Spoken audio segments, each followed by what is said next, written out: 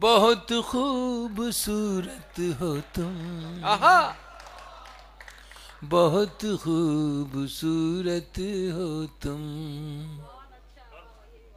सुनिएगा। तो ये आपने कहाँ सुन ली? आप तो पहली बार हमसे मिल रही हैं। अच्छा, सुना आपने बहुत है, मगर अब तक तो आप ऐसा व्यवहार कर रही थी जैसे आप मुझे जानती ही नहीं है। तो मुझे बड़ा अफसोस हो रहा था।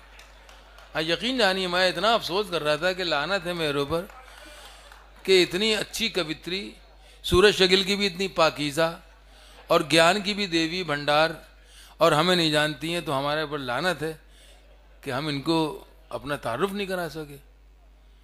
अब पता नहीं कहीं से इन्होंने खिड़की खोली है पिछली, तो उसमें से मेरा चेहरा झांका तो इन्होंने मुझे पहचाना।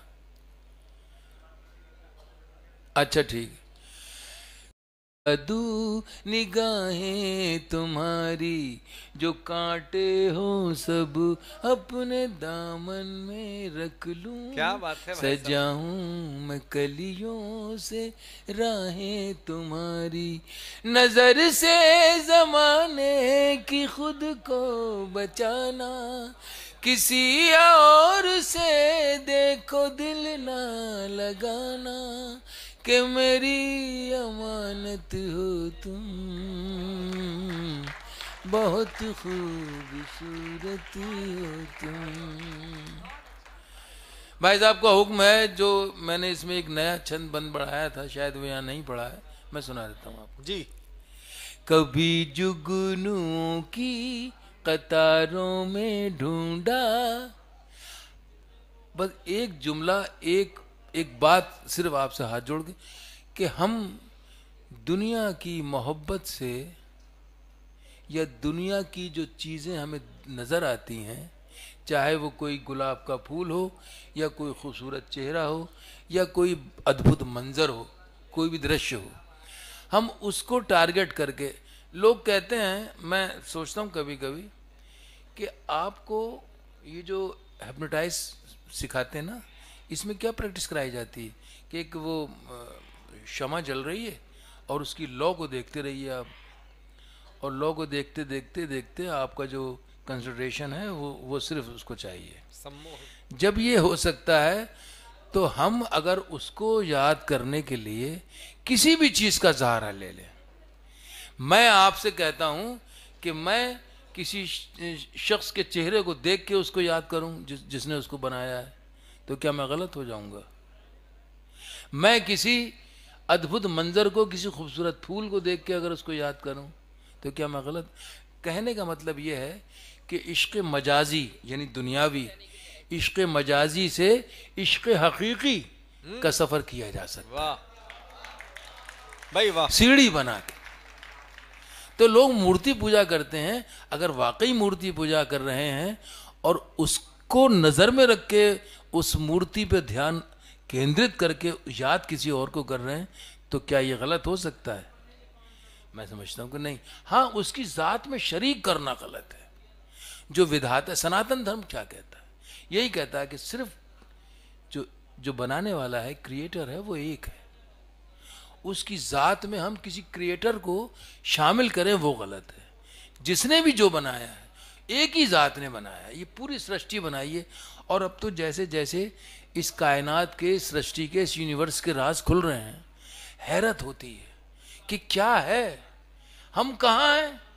मैं खुद को सोचता हूँ कि इतनी बड़ी, ए विधाता तेरी इतनी बड़ी कायनात में मैं क्या हूँ, मगर मैं हूँ, मैं भी हूं। और मजे की बात यह है कि वो मुझ पर नजर भी रखे हुए है।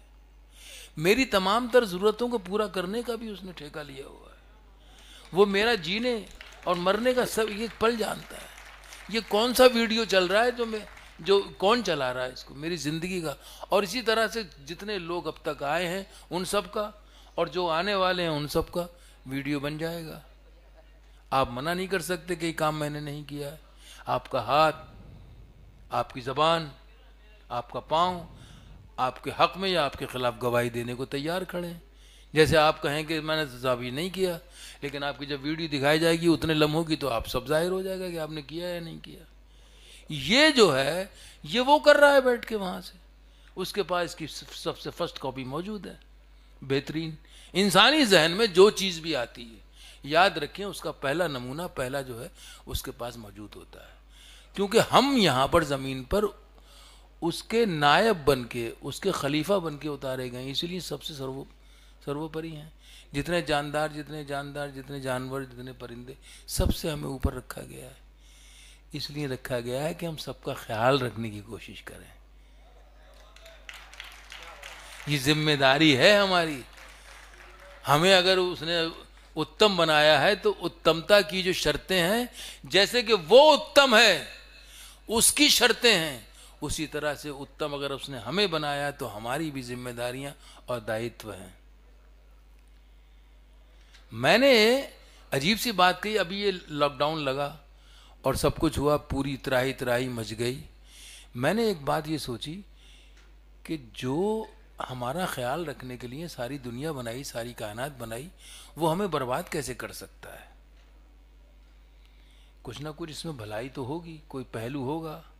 क्योंकि 100 बाप से ज़्यादा चाहता है वो अपने बंदे को, अपने बना के, अपने बेटे को, अपने बच्चों को जिस तरह चाहता है वो।